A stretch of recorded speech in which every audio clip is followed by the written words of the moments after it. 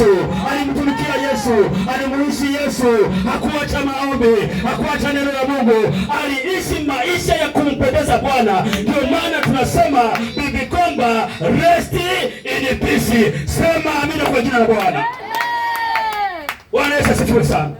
Sikiliza ndugu yangu yuko mahali hapo. Yaani mtu alikuwa mfuta bangi, rest in peace. Alikuwa mzinzi, rest in peace.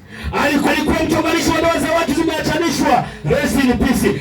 Hakuna rest in peace kwa watu wa namna hiyo. Hawa watu wanahitaji kuambiwa ukweli, na jioni ya leo niko mahali hapa kukuambia ukweli. Kama hautamwamini Yesu tunayemhubiri jioni ya leo, ukifa hautakuwa rest in peace, utakuwa ole na jehanamu inakungoja. Sema amina kwa jina la Yesu. Amen.